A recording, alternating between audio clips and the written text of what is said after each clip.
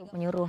Saudara Dr. Viera Lovita sudah berada bersama kita di studio Sapa Indonesia Siang. Yang ingin saya tanyakan pertama, sudahkah Anda merasa aman sampai hari ini? Merasa lebih baik pasti, tapi merasa aman 100% belum. Belum. Apa yang paling berat yang harus Anda hadapi selama seminggu terakhir saja? Seminggu terakhir ya intimidasi dari beberapa oknum masih ada. Yang membawa instansi pemerintahan juga masih ada. Oke. Dalam bentuk apa saja kalau boleh diceritakan kepada kami? Ya telepon pasti, menyuruh supaya bungkam, jangan kasih tahu. Terus diarahkan bahwa kalau ditanya harus jawab wah nggak ada intimidasi sesudah surat pernyataan itu begitu. Oke. Sekaligus kalau gitu kita pengen mengonfirmasi karena banyak juga kemudian pernyataan yang beredar di luar sana baik di media sosial maupun juga di media-media lain yang mengatakan bahwa apa yang Anda katakan, apa yang Anda rasa sebagai bentuk intimidasi kemudian masuk ke dalam kategori persekusi itu adalah kebohongan bahwa ada beberapa tindakan yang sebenarnya dilakukan untuk menjaga keamanan Anda. Ya sebenarnya kan yang merasakan saya gitu kan.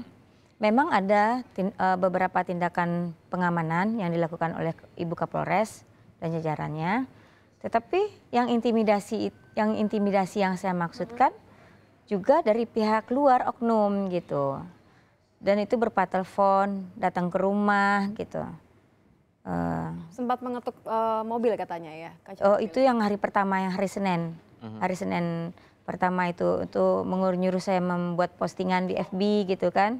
Dan menyatakan bahwa FPI se-Sumatera Barat sedang bergerak menuju saya gitu. Harus segera diposting itu pasti membuat tapi ini menarik juga bahwa saya mau konfirmasi kembali bahwa memang ada juga telepon dari seseorang dalam tanda kutip ya. Ini yang mengaku sebagai wakil gubernur Sumatera Barat. Benar? Iya mengaku, cuman kita nggak tahu itu benar apa enggak. Betul, gitu. apa yang dikatakan saat itu? Ya menyuruh saya bungkam gitu, marah-marah gitu.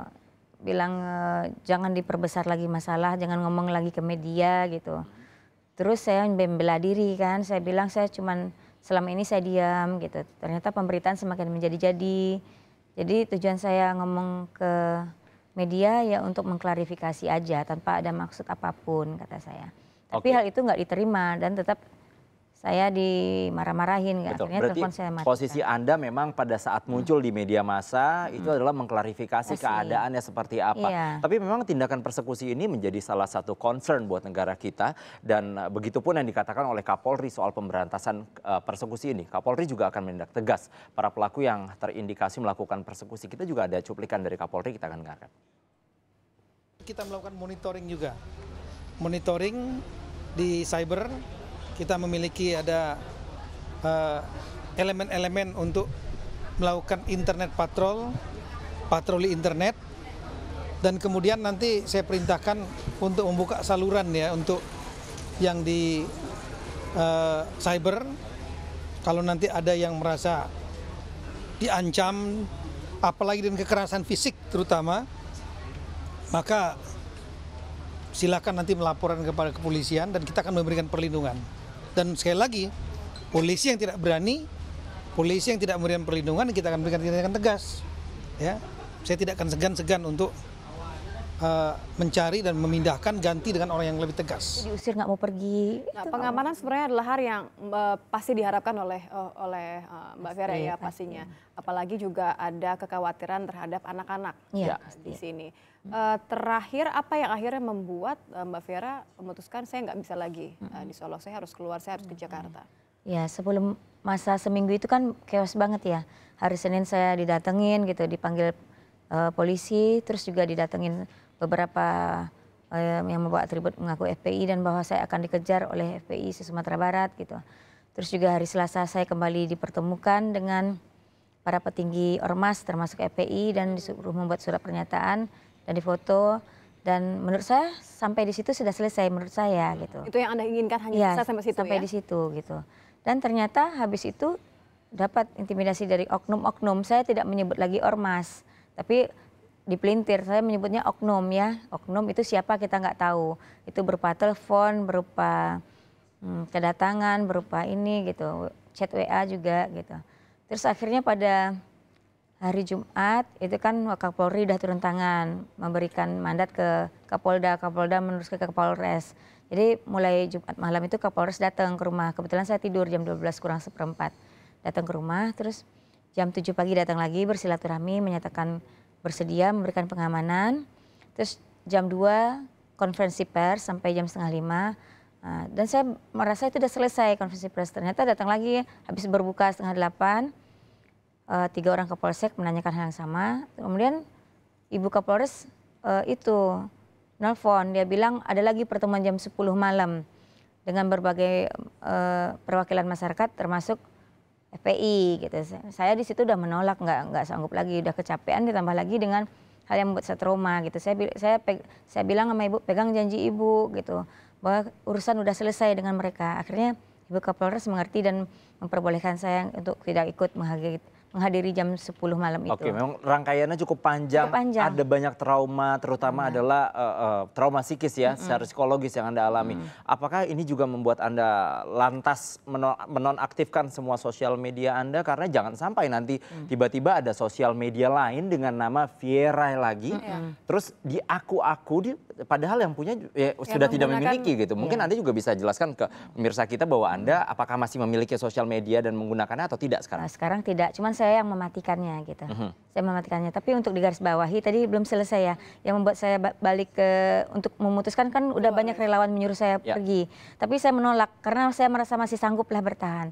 Tapi yang membuat saya titik balik saya memutuskan saya pergi itu hari Minggu. Saya didatangi 3 orang yang saya tidak kenal, tidak membawa surat tugas, tidak jelas tujuannya apa, mengaku-ngaku orang Kodim, 3 orang. Menggunakan seragam? Tidak, pakaian lusuh, jaket lusuh, topi lusuh, dan udah berwajah tua, 3 orang. Dan saya menyatakan saya tidak bersedia menemui, tapi mereka memaksa dan mereka menunggu di luar pagar.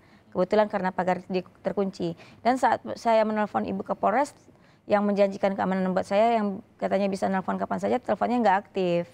Ada janji gitu. Artinya, ada janji pengamanan yang diberikan kepada Anda Mbak Viera. Tapi di saat saya membutuhkan nggak ada, nomornya nggak aktif. Sejauh ini selama seminggu Anda kemudian ke Jakarta, sudah ada perkembangan terkait dengan janji tadi yang diberikan? Ya, ini akhirnya kan sudah sampai ke Mabes ya, juga. akhirnya waktu saya mau berangkat dijemput relawan hari Senin, saya namanya kita orang timur ya pamit ke tetangga, ternyata dimarah-marahin, dihujat-hujat, dimaki-maki. Pamit ke rumah sakit saya pakai surat cuti, ada yang mengantarkan karena saya masih trauma. Terus akhirnya ke Kapolres ditemani relawan saya berani karena saya merasa bisalah menghadapi Ibu Kapolres. Dan Ibu Kapolres memberikan bantuan berupa patwal dari Solok sampai ke bandara. Ke bandara ya. Sekarang Anda sudah berada di Jakarta. Lalu bagaimana dengan kondisi anak-anak sekarang? Yang saya tahu bahwa anak-anak merasa sangat takut, bahkan beberapa di antaranya menangis pada saat ada beberapa orang asing yang datang ke rumah, mengetuk mobil seperti itu. Bagaimana kondisinya? Ya, kalau waktu itu jujur ya, setiap melihat orang berjubah-jubah putih atau berkerumun gitu, atau orang yang memaksa-maksa saya, biasanya mereka udah nangis duluan. Seperti tadi kalau misalnya lihat di berita TV ada sekelompok orang yang berseragam atau berbaju putih itu udah nangis duluan, padahal mereka cuma di TV kan. Tapi kalau untuk kondisi psikologis sekarang kan udah jauh dari sana. Saya masih bawa jalan-jalan, alhamdulillah. Yang namanya anak-anak kan cepat kan. Tapi begitu bertemu lagi dengan faktor traumanya masih ketakutan. Berarti ada trigger yang mungkin saja akhirnya membuat dia jadi kembali trauma. Ini naluri ke ibu anak bayi yang akhirnya saya yakin membuat Mbak Viera ini menjadi merasa lebih kuat, merasa juga masih ada langkah-langkah mungkin yang ingin Mbak Viera lakukan, mengingat ada anak-anak yang Anda ingin juga jaga keamanannya. Ya, jadi saya sebenarnya anggap masalah ini udah selesai. Cuman ternyata ada beberapa pihak yang ingin memblow up, tapi lucunya selalu menyalahkan saya bahwa saya yang memblow up masalah ini. Padahal mereka selalu mengambing hitamkan saya memblow up. Saya diam, malah saya sudah lari dari daerah tersebut, dari daerah konflik menurut saya gitu ya. Malah semakin dipelintir, saya begini, saya begitu, saya begini, saya begitu. Langkah hukum sekarang, mungkin yang mau Anda sekarang malah diadu dengan FPI, diadu dengan masyarakat Minang gitu. Menurut saya itu udah jauh dari masalahnya, itu sudah cukup melenceng, jauh banget melenceng dari masalahnya. Jadi saya ingin sekarang cuman, saya tidak menuntut apa-apa, saya juga ingin hidup tenang. Tapi ada beberapa lembaga hukum yang menawarkan bantuan, dan itu saya penting juga untuk saya pikirkan gitu. Tapi saya belum mengambil langkah untuk ke situ, memikirkannya udah gitu. Tapi sekarang yang lebih utama itu ya saya ingin kembali bisa beraktivitas seperti biasa. Saya dan anak-anak di daerah yang bisa welcome menerima saya. Ya. Di daerah yang bisa menerima saya dan anak-anak. Itu dia, karena anak-anak juga masih usia sekolah. Dokter Ya. Viera, terima kasih sekali atas informasinya. Yang pasti tadi harus saya garis bawahi bahwa Dokter Viera sudah tidak lagi memiliki akun sosial media ya. Ya. Jadi jika Anda menemukan ada akun sosial media mengatasnamakan Dokter Viera, berarti itu adalah dipastikan adalah akun palsu.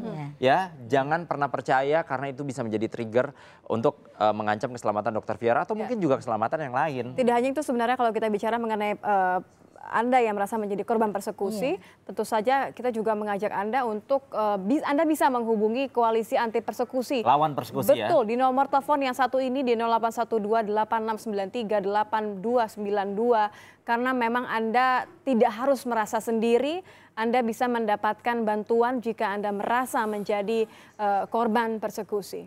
Mungkin saya bisa menambahkan tambahan. Boleh, mau ditambahkan sedikit Dokter Viera, masih ada yang mau ditambahkan, silakan. Saya pesannya cuma 2.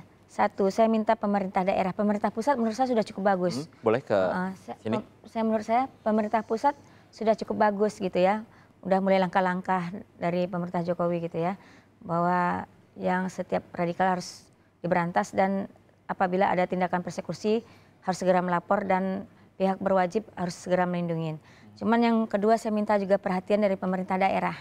Pemerintah daerah bukannya mencari aman, bukannya malah memusuhi, bukannya malah ikut-ikutan membenci. Kalaupun mencari informasi, jangan dari orang lain. Tolong dekati korban persekusi, diajak berdiskusi, tanya baik-baik, dan difasilitasi. Bukan malah mengeluarkan pernyataan begini begitu, kata si anu, kata si ini gitu. Dan malah berusaha bersatu padu untuk menyingkir, maksudnya membenci saya, nggak usah gitu. Baik. Jadi saya nggak ada masalah dengan siapapun, saya nggak ada masalah dengan pemerintah daerah.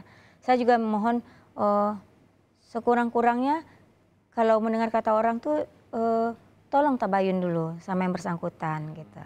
Dan dengan tidak cara marah-marah. Betul, gitu. harus ada pertemuan ya dan bisa diselesaikan Dan secara harus ada keluarga. rasa empati. Kalau Ya. rasa empati itu tidak dimiliki, rasanya untuk berdialog juga rasanya mustahil. Artinya batasnya tipis antara Anda mau mengonfirmasi atau Anda justru menjadi orang yang melakukan persekusi atau melakukan tindakan tidak menyenangkan tadi terhadap Betul orang sekali, lain. Ya. jangan sampai nanti konfirmasi berubah menjadi intimidasi, itu yang paling penting. Terima kasih. Satu lagi, Oh, satu mungkin lagi, masih ada lagi. korban persekusi saya minta juga harus berani, Ya. berani untuk mengungkapkannya.